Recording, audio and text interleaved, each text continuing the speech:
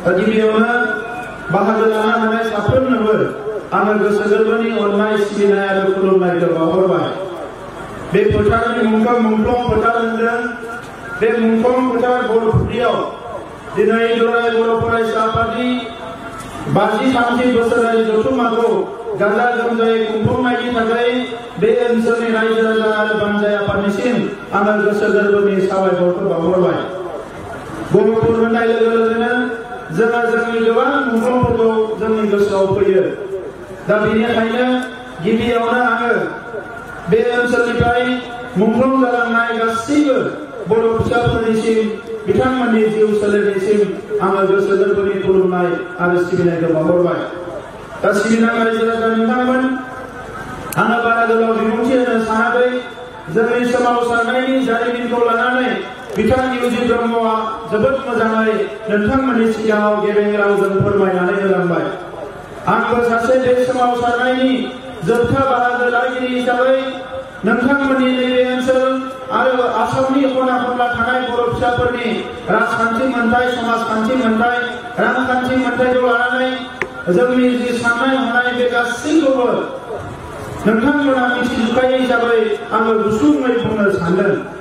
बर' माहारिया बुहुमाव हारि महरै थांना थानायनि जि थांखि, बियो उदांस्रि भारतनि सिगाङावनो जागायजेनदोंमोन। बै समनि बर' फिसाफ्रा गावसोरनि राव थुनलाइ हारिमुखौ लानानै सिनायथिखौ लानानै थांना थानांगौ होननानै कालिचरण गुरुदेव कालिचरण ब्रह्मनि समावनो माखासे साननाया खिलिजेनदोंमोन। बिनि उनाव माखासे ट्राइबेलनि आफादफोरखौबो बर' माहारिनि माखासे दैदेनगिरिफ्रानो दैदेनदोंमोन। बिनि उनाव फैयै फैयै बर' थुनलाइ आफाद जोनोम जाबाय, बर' फरायसा आफाद जोनोम जाबाय आरो बर' फरायसा आफादा जोनोम जाखांनायनि उनाव 1983 मायथाइनिफ्राय आलादा रायजो बड'लेण्ड सोरजिनानै थाखाय जि सोमावसारनाया जोंनि हारियाव फैबाय, बेनो बर' हारिया मुलुगाव थांना थानायनि बेसेबांबा गिदिर मोनसे जांख्रिथाय। आरो बे जांख्रिथायखौ आङो दिनै बाख्नायनो सानो। जोंनि बर' फिसाफ्रा बै समाव लेखा गोरोंनि अनजिमाया खममोनब्लाबो मोनसे जांख्रिथायखौ जे गोसो गोरबोजों बरायनानै लादों, बियो बेसेबांबा गिदिर बाथ्रा। मानगोनां रायजोफोर, मुलुगाव बै हारियासो गोथाङै थांनानै थानो हायो जाय हारिया गावनि राव थुनलाइ हारिमु, गावनि सिनायथि थामोनथानि फारसे गाबखांनाय दङ, सिबिनाय दङ आरो अननाय दङ।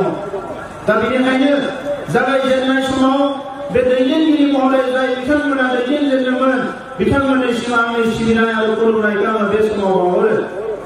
नैबे समाव बर' हारिया गोनो गोथो जानायनि सम नङा, उनफिनां सिगां थांनायनि सम नङा, दिग्राय दिंसि जानायनि सम नङा, सासेया सासेखौ एना एनि सानलायनानै बोबथालायनायनि सम नङा। बियो मोनसे गोख्रों हारि दानायनि सम। थांनाय 30 बोसोराव पुलिस मिलिटारिजों बेसेबांबा गावथार जाबाय, गावजों गाव एना एनि जानानै गोबां सुबुङा जिउ गारबाय, गोबाङानो न' सावजाबाय, गोबाङानो बेंगुरा जाबाय। नाथाय बेबायदि बेसेबांबा दुखुनांथाव थासारिनि गेजेरजों जुजिनानैबो बर' हारिया दिनै गावनि आथिङाव गसंनानै थानो हानाय मोनसे हारि जाबाय। सा सानजा भारतआव दिनै दुलाराय बर' फरायसा आफादखौ मिथियै, भारतबर्षआवनो दुलाराय बर' फरायसा आफादखौ एबसुखौ मिथियै रावबो गैला। बे 53 बोसोराव दुलाराय बर' फरायसा आफादा हारिनि गासैबो बिथिंखौ दांगोन दांगोन नायै नायै खामानि मावबोनानै दिनै बर' हारिनि सिनस्रि होननानै बुङोब्लाबो बर' हारिनि बे हारि थांना थानायनि मोनसे बेसेबा गिदिर फसंथान होननानै बे दुलाराय बर' फरायसा आफादखौ बयबो रिकगनिसन होयो। दिनै हारियाव डिसिप्लिन फैदों, बिनि थाखाय एबसुखौ बयबो बाख्नायो। बर' हारियाव जौ जुवाखौ फोजोबनानै सोद्रोम मोनसे माहारि दानांगौनि थाखाय एबसुआ बेसेबांबा जुजिबोदों। बिनि थाखाय एखम्बा एखम्बा बड'लेण्ड ओनसोलाव बुजानो गोनां जादों, बायदिसिना थासारि जादों। नाथाय एबसुआ खुनु दिन फासयबोआखै। लेखा फरायनांगौ, गुन गोनां सोलोंथाइ लाबोनांगौ होननानै बेसेबांबा नारा नाथा नाजाबोदों, धरना होदों, रेलि खालामदों, आन्दलन खालामदों। जोंनो गुन गोनां सोलोंथाइ नांगौ, जोंनो मास्टार नांगौ, बे गासैखौबो लानानै आन्दलन खालामबोदों। फरेस्ट ओनसोलाव रायजो जानाय बर' फिसाफोरनि हानि मोनथायखौ लानानै बेसेबांबा गोलाव समाव सारबोदों। बे फरेस्ट ओनसोलाव जेरैखिजाया हानि मोनथायखौ नांगौ होननानै दिनै जाय मोनफ्रोमबो बिथिङाव दुलाराय बर' फरायसा आफादा थांनाय 50 बोसोराव खामानि मावबोनायखायनो दिनै बर' हारिनि मोनफ्रोमबो जेंना जेंगोना गासैखौबो मोनफा मोनफायै बिजिरनानै रायजो राजाफ्राबो बुजिनो हादों आरो सरकाराबो बुजिनो हादों। नाथाय दुखुनांथावा बेसोर मानगोनां रायजो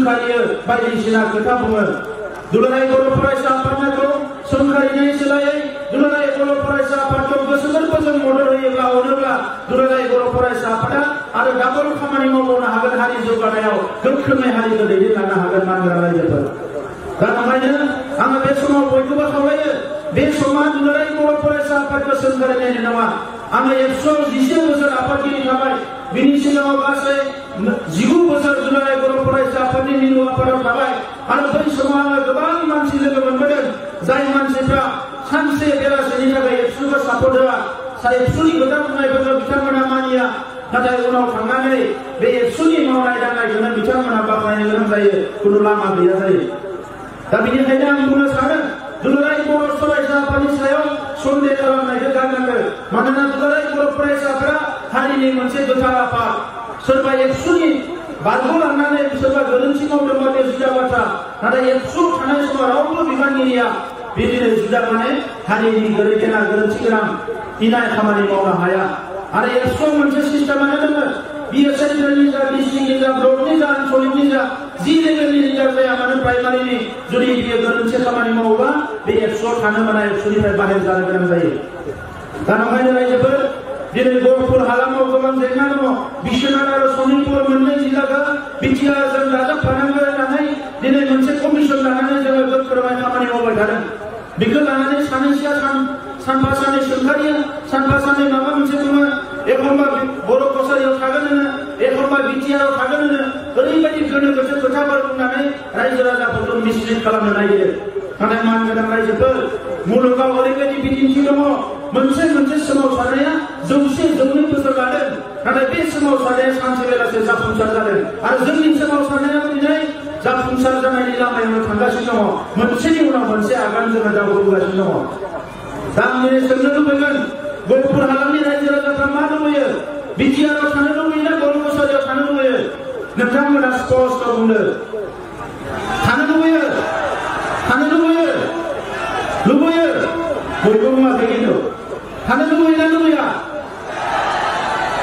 थानो लुबैयो दा थानो लुबैयोखायनो जोंबो लुबैयो मानगोनां रायजोफोर बड'फाया बुहुमनि बर'फोरखौ खौसे खालामनानै मोनसे गेरेमसा हारि दानायनि बिबान होलांदों आङो दिनै राजखान्थियाव फैनांदों गोसो जानानै फैयाखै राजखान्थिया आंनि खुनु जिउनि थांखि नङा दाबो आङो राजखान्थिया आंनि थै बिखा बिखौ सोनो नागिराखै आङो सासे बर' फिसा हिसाबैसो थांना थानो लुबैयो आंहा मावनांगौ खामानि गोबां दङ राजखान्थिनि अनगायैबो गोबां खामानि मावनांगौ दङ होननानै आं सानो दा ओंखायनो गाबोन समफोर हारिनि खहा जानाय बेबायदि थासारि फैयोबा राजखान्थिया जोंनि थाखाय खुनु दिन गिदिर खामानि नङा रायजोफोर जों हारिनि थाखाय अराय सम गसंगोन थांनाय समाव जाय दैदेनगिरिफ्रा दङ बिथांमोना कार्बि आंलंनि बर'फोरखौ हाजोआरि ट्राइबेल सोनायखौ बिथांमोना फेलें जाबाय गावसोरो बिबानखौ मोनखांनायनि उनाव गासैबो खोथाखौ मावलांबाय सनितपुर बिश्वनाथाव हानि मोनथायखौ मोननांगौ बे बाथ्राखौ फंसेबो बुङासै जोङो नागा नाजाबोदों फरायसा आफादाव थानानै आरो दिनै सरकाराव फैबाय सरकाराव फैनाय लोगो लोगो जोंनि गिबि खामानियानो जाबाय बे हा हुनि जेंना सोलोंथाइनि जेंना हारिनि गासैबो जेंनाफोरखौ बोस्रांनानै हारिखौ मोजां मोनसे थासारियाव लाबोनानै गेरेमसा हारि दानाया जोंनि बिबान दा बेनिखायनो नैबे समाव दुलाराय बर' फरायसा आफादा आसामनि मन्त्रि जाय बिथाङा बिटिआर एकर्डआव दायित्व लादों डक्टर हिमन्त बिश्व शर्मा बिथांखौ लिंनानै लाबोदों आरो आंबो बिथांखौ खावलायनाय दिनै सनितपुर आरो বিশ্বনাথ এই দুটা জিলার আমার মুখ্য সমস্যা হচ্ছে বন অঞ্চলের ভূমির অধিকার 2006 সনত আইন হয়ে যাওয়ার পিছত এই অঞ্চলের রাজ্যে বাচ্চা আছে যে এই অঞ্চলের ভূমির পাট্টা পাব ভূমির অধিকার পাব কিন্তু সদা রাইজ আজি আপোনালোকে নাভাবিব অকল শনিতপুর বিশ্বনাথৰ যে বন অঞ্চলের ভূমির অধিকার পোৱা নাই এইটো নহয় বিটিআর অঞ্চলত 6 সিজন ট্রাইবেল অঞ্চল হওয়ার পিছত এতিয়ালৈকে বন অঞ্চলের ভূমির অধিকার পোৱা নাই আৰু যোৱা কেইদিনমান আগলৈকে মই নিখিল বড়ো ছাত্ৰ সন্থাৰ প্ৰেসিডেন্ট হয় মই নিজে আন্দোলন কৰিছিলো মই এতিয়া সংগ্ৰাম কৰিছিলো কিন্তু আজি চৰকাৰত আহি এমাহ ভিতৰত আমি ষ্টাডি কৰি দেখিবলৈ পাইছো বহুত কাম কৰিব পৰা কাম কিন্তু কিছুমানে নকৰাৰ কাৰণে প্ৰব্লেম হৈ আছে আৰু আজি আমাৰ বিটিআৰ চৰকাৰ আৰু অসম চৰকাৰ মিলি পেলাই যিখিনি কাম পেন্ডিং আছে কৰিব লাগে কৰিলে মানুহৰ লাভ হয় জনসাধাৰণৰ লাভ হয় জনসাধাৰণে নিজৰ ভূমিৰ অধিকাৰ লৈ নিজৰ মৌলিক অধিকাৰ লৈ মানৱ অধিকাৰ লৈ সাংস্কৃতিক অধিকাৰ লৈ জীয়াই থাকিব পাৰে এইখিনি প্ৰদান কৰাৰ কাৰণে আমি ক্ষিপ্রতারে কাম আরম্ভ করি। আর আপনালোকে হয়তো শুনিছে বিটিআর অঞ্চলত আমি ভূমি প্রদান কৰা আৰম্ভ কৰিছো। অসম চৰকাৰৰ আজি সন্মানীয় জ্যেষ্ঠ মন্ত্ৰী ডাঙৰীয়া আছে, মই অসম চৰকাৰক আহ্বান কৰিছো অতি শীঘ্ৰে যেনেকে ভূমি প্ৰদান কৰি আছে এই বনাঞ্চলৰ মানে সমস্যাটো সমাধান কৰাৰ কাৰণে এই মানে কি আমাৰ ইনিচিয়েটিভটো আগবঢ়াই দিব লাগে। ইয়াৰ বাহিৰে এডুকেশ্যনেল ইনষ্টিটিউচনৰ প্ৰব্লেম আছে, ৰাস্তা ঘাটৰ প্ৰব্লেম আছে। আমাৰ এটা আসনি আমি বিটিআর রেকর্ডত লৈছো, এইটো আছে মানে মাছবাদৰ পৰা হলংগিলে এটা মানে ন্যাশনাল হাইৱে খজাব লাগে। এই কামবিলাক আৰম্ভ কৰিব লাগে। তারা যেপর হলদে না ইয়া খাবেন নারাই নামনা মিছিলো জলদি সুতিয়াও মাছবাদনিफ्राय হলংগিসि मोनसे जायगा राजा लामा होनानै दोनखादों आरो बेनो जोंनि सिमा गायखानाय। बेखौ जों मालाबाबो गारनाय नङा। नांगौबा सानसे साननै गोबाव जागोन जोङो बेखौ नारा नाथा नाजालांबाय थागोन। दा ओंखायनो आं गोलाव बाथ्रा बुंलाराय जोबोर जेंनायाथ' गोबां दङ। आं न'निनो मानसि उनाव फैनानै रायज्लायबावगोन। मुंख्लंफोरनि माने माखासे एक्सग्रेसियननि खामानिया सोलिगासिनो दङ। मार्टियार फेमिलि एक्सग्रेसियननि কাম আৰম্ভ হ'বলৈ গৈ আছে। ইতিমধ্যে যোৱা 24 তাৰিখত 40টা ফেমিলিক দিয়া হ'ল। এনডিপি ৰিহেবিলিটেশ্যনৰ কাম অলৰেডি হৈ গ'ল আৰু বাকী সবাখিনি নেক্সট কিছুদিনৰ ভিতৰতে এইটো হ'ব। এনডিপিৰ যিসকল অভাৱগ্ৰস্ত আছিলে বিভিন্ন পৰ্যায়ত কাম কৰিছিলে তেখেতসকলক মিলিটাৰী পেৰামিলিটাৰী সংস্থাপন দিয়াৰ কথা চিন্তা কৰা হৈছে। স্পেচিয়েল কোর্ট গঠন করার কথা ভাবা হয়েছে। স্পেচিয়েল কোর্ট জানা নাই যাইফोरा जेराव दङ बिथांमोनखौ बर'नायनि थाखाय माखासे सिन्था खालामनाय जादों। दा ओंखायनो रायजोफोर जोंनो एसे सम नांगोन। थांनाय 8 माससो कर'ना भाइरासनि थाखाय खामानिफ्रा पेन्डिं जाजोबदों आरो दायो मोजां थासारि फैनाय लोगो लोगो मोनसेनि उनाव मोनसे जों खामानिफोरखौ मावदों। सेपारेट डाइरेक्टरेट जाबाय बर' बिजोंनि थाखाय, बिनि खामानिया सोलिगासिनो दङ। बर' बिजोंनि फरायसालिफ्रा प्रभिन्सियेलाइज जानायनि खामानिया सोलिगासिनो दङ। बे गासैबो खामानिखौ मावफुंनो थाखाय एसे सम लागोन, नाथाय बे खामानिखौ मावनोनो जों राजखान्थियाव फैदों। बे खामानिखौ मावनायानो जोंनि गुबै थांखि। आं बारा गोलाव बाथ्रा बुंला। जोबथारनायाव बयनिसिमबो गोसो गोरबोनि अननाय सिबिनाय बावहरबाय। दिनै नोंथांमोना मालाबाबो सानो नामा जे जोङो बेसेबांबा गोजानाव दङ, बड'लेण्डनि सरकाराबो नायना नाया, आगोलनि बायदि सम नङा बियो। नैबे समाव जोङो गासैबो बिग्रायारिफ्रानो दुलाराय बर' फरायसा आफादनि माखासे बिबानगिरि, एनडिपिनि बिबानगिरि ज' जानानै जों सरकार सालायदों आरो बे गासैबो ओनसोलखौ नायनाया जोंनि बिबान। जिखिना बर' कसारियाव थांगोन बिथांमोनजोंबो जोंहा मोजां सोमोन्दो लाखिनानै बर' कसारि ओनसोलनि डेभेलपमेन्टखौ खालामगोन। जिखिना दिनै बिटिआरआव हाबगोन बे बिटिआर ओनसोलनि जौगानायखौबो जों खौसेयैनो मावगोन।